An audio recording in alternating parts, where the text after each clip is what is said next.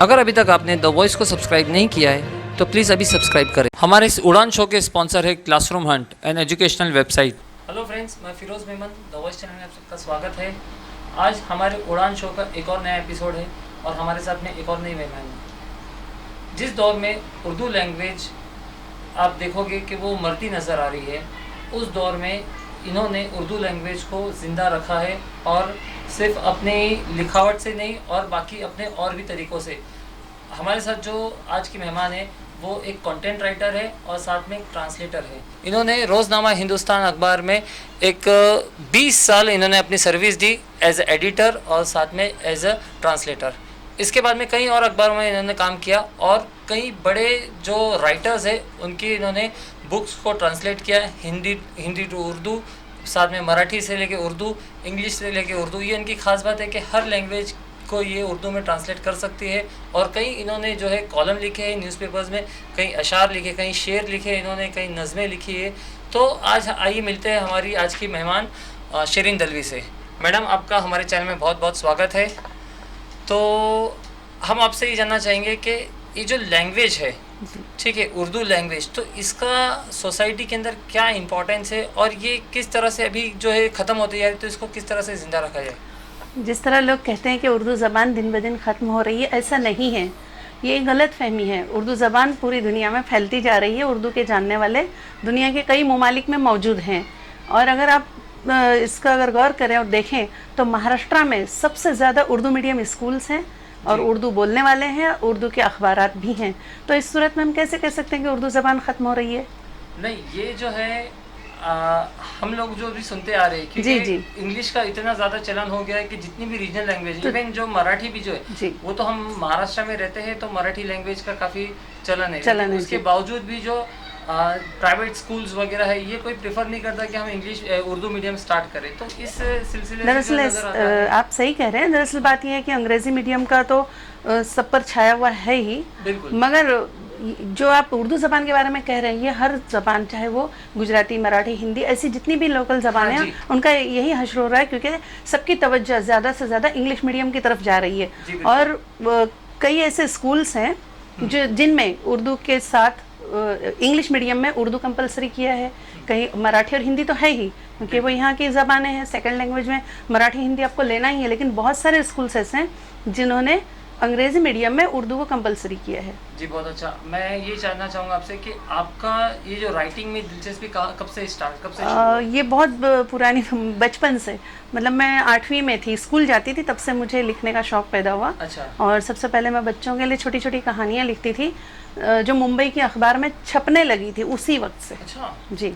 तो फिर वो जब छपने लगी तो मेरी हौसला अफजाई हुई और मैंने ज़्यादा अच्छे से लिखना शुरू किया। फिर मैंने अखबारात बड़े गौर से पढ़ना शुरू किया और मैंने फिर सियासी हालात पर मज़ामीन लिखे। मेरी उम्र 17-18 साल होगी और मेरे सियासी हालात पर लिखे हुए मज़ामीन जो एडिटोरियल पेज पे छपने लगे थे उस वक्त। अच्छा। ये बात है 1985-6 की। अच्छा, 85 से। जी।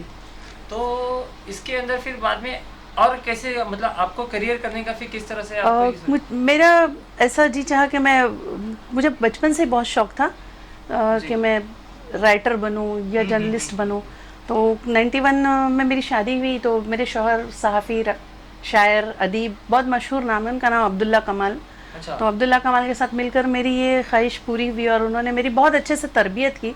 इस मामले में अगर देखा जाए तो उर्दू की नोक पलक संवारना और उर्दू को इतने अच्छे से सीखना, अगर मैं ये कहूँ कि रोज़नामा हिंदुस्तान का ऑफिस मेरी दरसगाह और अब्दुल्ला कमाल मेरे उस्ताद रहे तो ये गलत नहीं होगा। वो एक ऐसी शख्सियत है जिसे उन्हें अगर हम मुकम्मल यूनिवर्सिटी कहें तो कम है।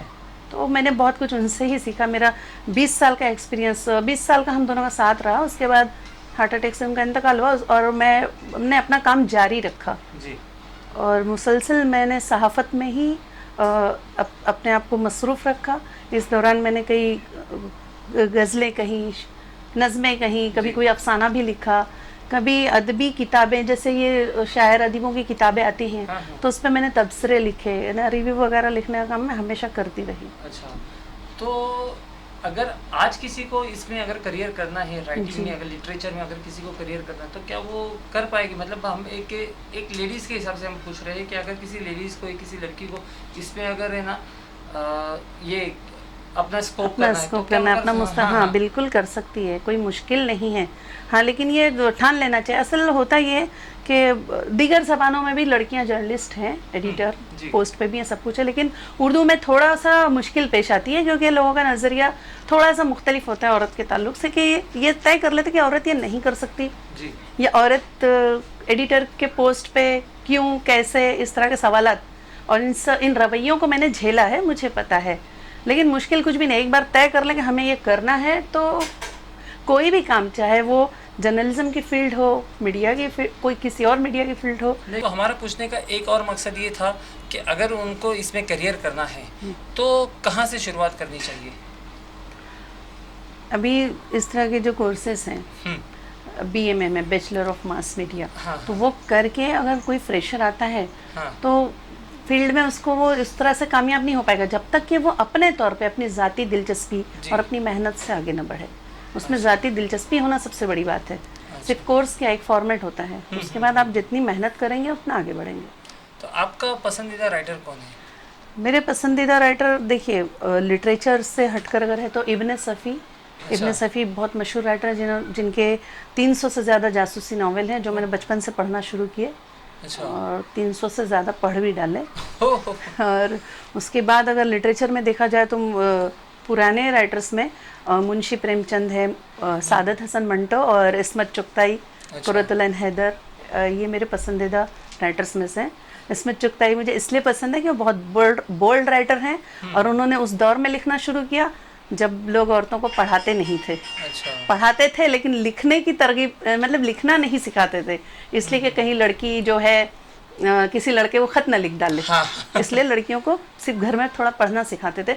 उस दौर में इस्मत चुगताई ने इतने अच्छी किताबें और इतने अच्छे अफसाने उनके मंजर आम पर आए, जैसे चौथी का जोड़ा, लिहाफ वगैरह, तो उन्होंने हंगामा कर दिया। अच्छा। और वाकई अगर आज देखा जाए तो इस्मत आपा के बाद कोई उतनी बोल्ड राइटर उभर कर नहीं आई। कुर्रतुल ऐन हैदर ने भी बहुत अच्छे अफसाने लिखे, लेकिन उनका एक अलग अंदाज था और उनका आग का दरिया जो है बहुत मशहूर नॉवेल अच्छा। रहा। तो मैडम ये तो हो गई राइटर की बात। जी। आप ये जानना चाहेंगे कि एक राइटर अपनी कलम से सोसाइटी के अंदर क्या रिफॉर्म्स ला सकता है? मतलब बहुत कितने? कुछ। हाँ। सोसाइटी के अंदर बहुत सारी तब्दीली ला सकता है राइटर, क्योंकि देखिए जब आज हम जो तारीख पढ़ रहे हैं या हम जो लिटरेचर पढ़ रहे हैं, ये उन्हीं राइटर्स की बदौलत है। जी बिल्कुल। कितनी जंगें हो गई और कितनी जंगें होने से रुक गई, तो इसमें राइटर्स का ही कमाल रहा। और हिंदुस्तान की आज़ादी में भी बहुत सारे राइटर्स का ही हाथ रहा कि जिन्होंने एकदम वलवला अंगेज शायरी की, बहुत अच्छे मज़ामीन लिखे, लोगों को उकसाया कि अपने मुल्क को आज़ाद कराने में आगे बढ़ें। तो एक राइटर जो है बहुत बड़ा काम कर सकता है। आप ये कहना चाहते हैं कि आगे भी अगर हमारी सोसाइटी में कुछ रिफॉर्म्स लाना है, कुछ एक तब्दीली लानी है, कुछ तो बदलाव लाना मुसन्निफिन है, को, हाँ बिल्कुल, लिखने वालों का जहन कुशादा होना चाहिए और उन्हें वो रोशन राहें आवाम को दिखानी चाहिए। अगर वो अंधेरे में है, वो नहीं जानते, तो कहते हैं ना कि पसे गुबार क्या है वो आप दिखाएं। और ये काम राइटर्स ही का होता है, चाहे वो लिटरेचर लिखे या वो जर्नलिस्ट हो या कंटेंट राइटर हो, जो भी हो, वो लोगों के जहन को खोलने का काम करता है। तो साथ में एक चीज मैं भी ऐड करना चाहूंगा कि लिखने की आज़ादी भी होना चाहिए। जिस तरह से बोलने की आज़ादी है, उसी तरह से लिखने की भी आज़ादी हो तो हाँ और ज़्यादा इसके अंदर ये आ सकता है। मैंने एक बात ये नोट की है कि उर्दू वाले माशरे में कि अगर कोई खातून राइटर है, वो शायरी कर रही है या लिख रही, तो मैं चंद एक गिने चुने नाम लूँगी कि जो आज़ादाना तौर पर खुद कर रही हैं, वरना ज़्यादातर वो अपने घर के मर्दों की निगरानी में करती हैं। तो इस तरह से वो बातें खुल के नहीं कह पाती जो वो कहना चाहती हैं। और वो एक तरह से मतलब ये एक मेल डोमिनेंट सोसाइटी है, मर्द असास माशरा जो है, वो उनके इजहार ख्याल को जो है अपने तौर पर एडिट करके पेश करता है। वो खुद से नहीं पेश कर पाते, कहीं ना कहीं फिर वो मैनिपुलेशन हो जाता है। तो मैडम हम आखिरी बात आपसे चाहेंगे कि आप हमारे ऑडियंस को, हमारे व्यूवर्स को, जो कि खास करके लेडीज़ है, तो उनको आप एक कुछ अच्छा सा मैसेज दीजिए आपकी तरफ से। मैं अपने नाजरीन को ये मैसेज देना चाहती हूँ, ख़ासतौर से ख़ातीन को, कि किसी भी मामले में कभी घबराना नहीं चाहिए, नर्वस नहीं होना चाहिए। होगा वही जो हमारे हक़ में बेहतर होगा, और बेहतर की उम्मीद करते रहो, तरक्की की तरफ आगे बढ़ो। तो फ्रेंड्स ये थी मोहतरमा शरीन दलवी, जिन्होंने काफ़ी खूबसूरत अंदाज में हमसे बात की और हमें बताया कि एक राइटिंग के ज़रिए एक जो राइटर होता है वो क्या रिफॉर्म्स ला सकता है सोसाइटी के अंदर, और इन्होंने कितना अच्छा काम किया है, ख़ास करके उर्दू लैंग्वेज में इन्होंने बहुत अच्छा काम किया है। तो मैडम हमें आपसे बात करके अच्छा लगा, आप आए, हम हमारे इंटरव्यू लिया, बहुत अच्छा लगा। Thank you.